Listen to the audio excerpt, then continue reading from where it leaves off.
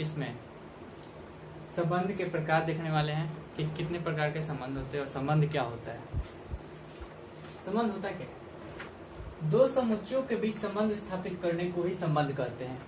मतलब कि यदि कोई भी दो चीज है, मतलब मान लीजिए किसी भी चीज में क्या संबंध है, किसी भी दो चीजों के बीच ही संबंध बताया जा सकता है।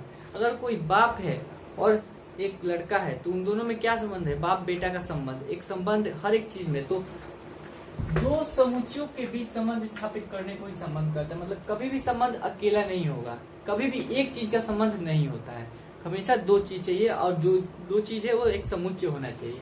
ठीक है, तो किसी भी दो समुच्चयों को स्थापित करने को ही संबंध कहते हैं। ये इसका परिभाषा है, आप इसे समझ सकते हैं। मतलब कि अगर कोई भी संबंध है तो वो अकेला नहीं होगा। अगर 1,2,3 है तो निश्चित है कि आपको एक और संबंध होना चाहिए, अकेले कभी भी संबंध पॉसिबल नहीं है। तो अब हम देखेंगे संबंध के प्रकार क्या कौन कौन से होते हैं। सिंपली संबंध के प्रकार 4 होते हैं। पहला स्वतुल्य संबंध, रिफ्लेक्सिव रिलेशन। मतलब कि अगर कोई भी चीज एक जैसा हो, कोई भी चीज एक जैसा हो तो वो एक स्वतुल्य संबंध होगा।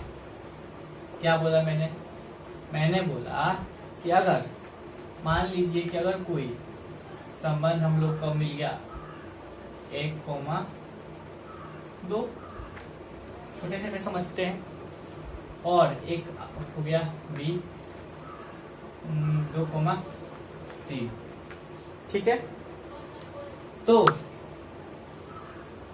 इस पे जब हम बनाएंगे तो देखेंगे कि जब हम इसको निकालेंगे तो कार्टेशियन प्रोडक्ट तो 1,2, ठीक है, 1,3, ठीक है, 2,2, इससे फिर इसको करेंगे 2,2, उसके बाद 2,3, ठीक है, ये हो जाएगा। तो हमने देखा ये हमने कार्टेशियन प्रोडक्ट, इसलिए आप बताएंगे कि क्या ये स्वतुल्य संबंध है कि नहीं।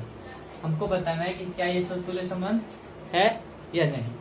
तो देखेंगे कि कोई भी चीज एक जैसा हो, मतलब कि कोई भी चीज A, या फिर कुछ भी लिख सकते हैं, या फिर B, एक जैसा होना चाहिए। तो क्या इसमें कुछ एक जैसा है जो इसमें से बना है? 1,2, एक अलग है, 2 अलग है, 1,3 नहीं है, पर 2,2 यह एक ही जैसा है। मतलब कि ये स्वतुल्य संबंध हो सकता है। 2,3 ये नहीं होगा। तो हम देखेंगे कि क्या ये स्वतुल्य संबंध है? नहीं है। तो बोलिएगा कि अगर इसमें 2,2 तो है, एक जैसा है, तो पर ये स्वतुल्य संबंध क्यों नहीं? क्योंकि इसको स्वतुल्य होने के लिए इसके अंदर 1,1, 1,2, 2,2 और 2,3 भी होना जरूरी है। तो ये तो है इसमें, लेकिन 1,1, 3,3 है नहीं है, तो ये एक स्वतुल्य संबंध नहीं होगा। आगे हम क्वेश्चन सॉल्व करेंगे तो और अच्छे से समझ में आएगा। अगर बस आप याद कर लें कि स्वतुल्य संबंध तब होगा, स्वतुल्य संबंध तभी होगा जब कोई भी चीज एक जैसा हो। ठीक है, यहां हम लिख देते हैं A, बिलोंग्स टू R। ठीक है, उसके बाद देखेंगे समित संबंध। समित संबंध क्या होता है? Symmetric relation. सिमेट्रिक रिलेशन वो होता है उल्टा, मतलब कि कोई रिलेशन है जिसका कार्टेशियन प्रोडक्ट A, B है, तो उसमें B, A होना चाहिए। ठीक है, क्या बोला मैंने? यदि कोई रिलेशन है, अगर उसमें 1,2 है तो 2,1 भी होना चाहिए। A, B है तो B, 1 होना चाहिए। और अगर उस समुच्चय में एक एग्जाम्पल ही ले लेते हैं, ज्यादा अच्छा समझ में आएगा। 1, 2, 3 ले लिया हमने, ठीक है, और एक उसी तरह फिर से हमने ले लिया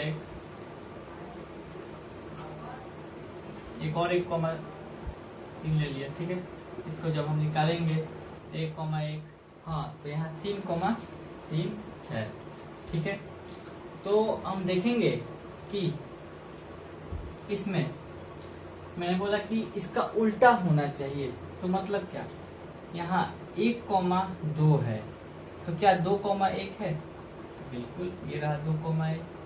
ठीक है, यहाँ 1,3 है तो क्या इसका उल्टा 3,1 है? ये है 3,1। अगर देखेंगे हम कि 2,3 है तो क्या 3,2 है? एकदम। और 1,1 वो अपने आप में ही उल्टा है, तो ये एक सममित संबंध होगा। सममित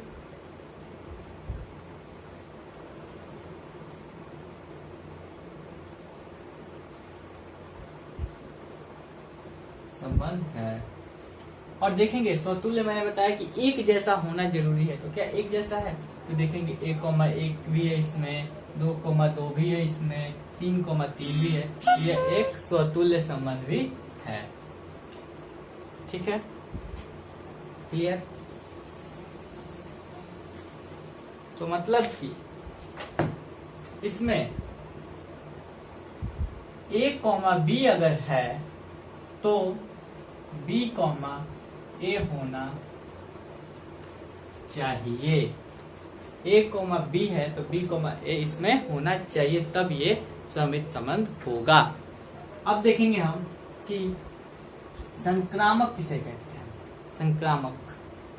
संक्रामक संबंध, ट्रांजिटिव रिलेशन, इसमें क्या होता है, इसमें A,B है, B, C है तो A,C होना चाहिए। क्या बोला मैंने? यदि A,B है, B, C है तो A,C होना चाहिए। मतलब कि A,B इसमें ये मिलाते हैं, अगर ये दोनों हैं और उस रिलेशन में A,C भी है, A,C अगर तीसरा जो है वो A,C आ जाता है तो वो एक संक्रामक संबंध है। क्वेश्चन बनाएंगे तो ये क्लियर हो जाएगा। ठीक है, इसे हम सिंपली लिख देते हैं। जब क्वेश्चन बनाएंगे तो आपको बहुत अच्छे से क्लियर हो जाएगा। A,B, B, C और A,C बिलोंग्स टू R। ठीक है, अब देखेंगे हम तुल्यता संबंध। तुल्यता संबंध किसे कहते हैं?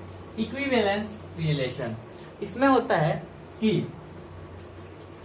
इसमें देखेंगे कि अगर कोई भी